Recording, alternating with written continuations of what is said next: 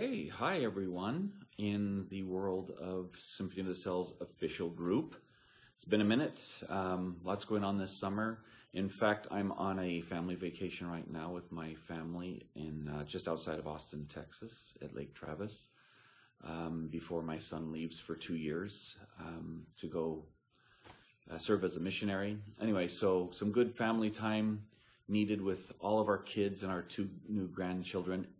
But as I was going through some of the posts and questions, there was one that I started to explain, but it needed, I think, a little bit more explanation. Because even if I wrote 2, 3, 4 paragraphs, it still probably wouldn't suffice. So I'm going to explain a little bit here.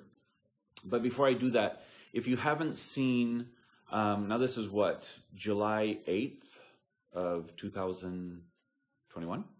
Anyway, if you haven't seen, my staff posted a questionnaire basically about Symphony of the Cells and which cities are open to it. Of course, we will follow the guidelines of different cities and states and countries.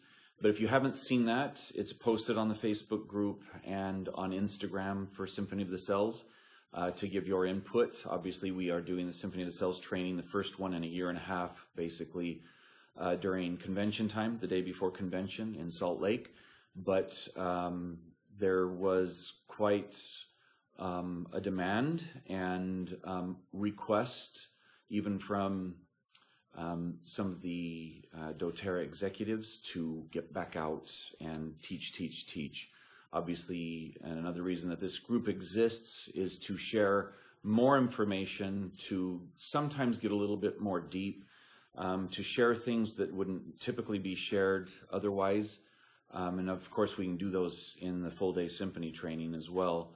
But even then, you know, obviously 7 hours, I still can't cover everything. But anyway, watch out for those dates. We're trying to do about 4 other dates stateside and 2 international before the end of the year. So again, God willing, and guidelines that hopefully don't oppose us in too many areas, we'll look at that and decide. But anyway, so the issue that came up that I was just answering back was idiopathic pulmonary fibrosis, which is, anything dealing with the lungs. Not that it's more challenging than other issues or conditions. However, I wanted to explain, because I was starting to say, and I did, that this would be for me a lot of citrus oils internally with some cinnamon, and then I wanted to start to post and add, and maybe if some of you want to kind of dictate and write some of this down.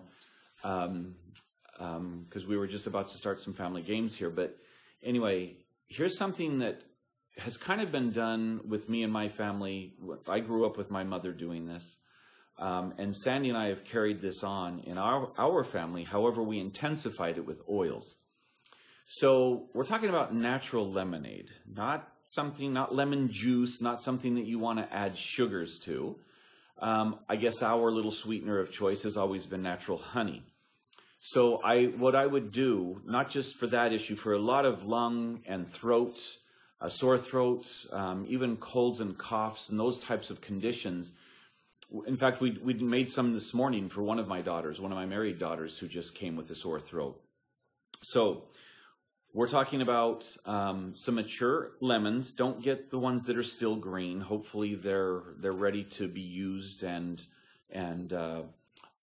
not too green, not too, we want them to be more ripe, right? So it's basically a hot lemonade or lemon juice. So you can do it to your liking. We usually do about 16 ounces of hot water, and depending on the lemons and how big they are, we would squeeze those lemons into, so we have a lot of those lemon, both electrical and otherwise, that we can rub those lemons and get as much juice out of them as possible. And the pulp, I love the pulp. And so once you get, and that's probably 2 to 4 lemons, depending again on size and how much juice you're getting out of them. But it's what we do afterwards. It's not just to add some lemon in the hot water and hot lemon juice. So add some honey to your liking, sweetness to your liking, as natural and raw as you can get that honey. But then afterwards, it's also add, again, to your liking. I usually add about 4 or 5 more drops of lemon oil, of the essential oil, lemon. I usually add about 3 or 4 drops of lime oil. Sometimes I'll put a splash or 2 of wild orange or tangerine. Just, I love the citrus oils. But then what we would do is we like to add cinnamon. So a lot of you will know that whenever we talk about, or I talk about in some of the condition guides, in Oil Smart, you'll see, especially for throat issues and lung issues, this little thing of cinnamon and citrus oils constantly to swallow. Well, this would be even a better way, because the lemon and the rind and some of that honey is going to help release some of the stuff from your throat and the lungs. But don't be surprised, and this is where more explanation was needed, don't be surprised if you start to hurt afterwards, especially with someone with idiopathic pulmonary fibrosis. We're talking about something that was created over years and years of time. Diet, what were they eating and drinking? Were they smoking something? Were they inhaling something? We don't know. But it's created over decades of time generally. And so when you start to swallow the citrus oils and the cinnamon, I like fennel too. I also like myrrh. There's a lot of natural decongestants and things that will help soothe the throat. But what will happen, especially if you've had something like that for a while, anything that's been caked, some of that stuff, just like we get yeast stuck in our system, right? Candida. We also can get some bad stuff that, for the heart, and some of those things that get stuck in our arteries, right? We need to clean it out. We need to clear it out, because some of our diets aren't so great, and then our immune system and our digestive system, we're not assimilating, we're not breaking down and metabolizing some of these foods and nutrients good enough. Hence the reason for enzymes, and I'm always talking about that. But when that stuff starts to cake, we swallow it, that lemon juice, and whether you choose not to use the lemon juice, that's fine too, but it becomes more of a hot lemon tea with some of the citrus oils in it and the cinnamon. That's going to start to break up a lot of that phlegm and congestion. And to some people, I'd take it very, very slow. Again, especially first-timers to essential oils, we always have to take it slow. But even if you didn't add essential oils or cinnamon and the citrus oils to the hot lemon juice, after 2 or 3 days of this, they're going to start coughing up some interesting stuff. And it's not going to be pleasant. Some people will actually be in pain. Hey, hi guys in Australia, even, hey, thanks for joining tonight.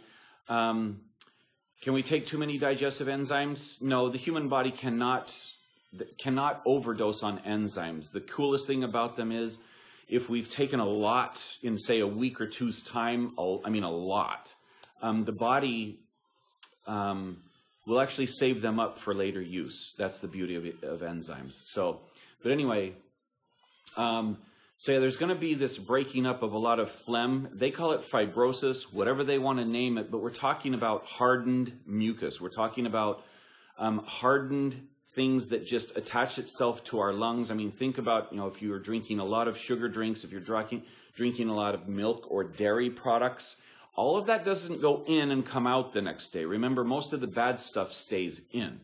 So when we start to break that down with some of the citrus oils and some lemon juice and some of the cinnamon oils and cassia even being stronger, it starts to break that stuff up. And then we naturally will cough, because that's the way that the body is responding by trying to get rid of it. We cough to actually have it come off of our esophagus, to come off of our throats and off of our lungs. But that's where it becomes a little bit painful. So I'd take it slow. I'd be, like most things we do, I'd take it slow, but I'd be more consistent over a month or 2 of time, rather than doing a lot in just 2 or 3 days. Of course, I'd be doing the respiratory application. I'd be doing the cellular and cellular 2 application to help this with respiratory challenges, Cardiovascular application, another good one for both the heart and cardiovascular and respiratory issues again. So a lot of Symphony of the Cells applications mixed in there. I'd be consistent with that over about a month or two of time, but I'd also be consistent with the citrus oils internally. When I don't make myself that lemon juice, and I need something quick, my choice is just lemon, a few drops of lemon down my throat, a few drops of fennel, a few drops of cinnamon, chased with some water. A lot of people don't like some of the stronger oils like cinnamon or cassia. I just chase it with oil and just use fewer drops if you're concerned. As always, just use fewer drops if you're concerned with some of the spicy oils. But notice again, as some of you go through this, you will start to cough more. You're thinking, wait, I want to help my cough go away. Well, your cough, again, was created over years and decades of time by way of your diet and what you've been drinking and eating and inhaling, right? So just know that it's going to take some time to overcome that. But like most things, give it a month to 2 months of consistent use, even if that's less oils or less applications, but be consistent. Sublingual, yes, chase with FCO. Yeah, one of the things that you'll also see in all of the guidebooks we've ever done is a lot of times, especially for kids and coughing, we've always put given the direction to use a spoon, which is just a spoon, a normal spoon that you'd have some cereal or soup with, a little bit of olive oil. Okay, fill it up about halfway with olive oil, a drop or two of lemon, a drop or two of cinnamon, maybe a drop or two of myrrh as well, down the throat. That's what we did with our child. That said, the doctors, the specialists that said our son would have asthma for the rest of his life. He's 26. He's sitting in the other room right now, playing, doing basketball with us, out on the sea-doos and enjoying himself, and hasn't had any problems since we started doing those types of things. So anyway, hopefully that helps some of you. Consistency still will win the day. Both internal and external use will still win the day. So hopefully some of this helps some of you. Hopefully you're also having a good summer. Again, reach out with more questions. I try and get to more and more each week. Not great on social media, but I'm trying to get better at answering a lot of questions. And if you truly need me to chime in, make sure to add my name to the post so it kind of tells me, so or lets me know that I need to post a little bit more or answer some questions. So anyway, thanks guys. Enjoy the summer, and we'll get back to you a little later this month. Bye-bye.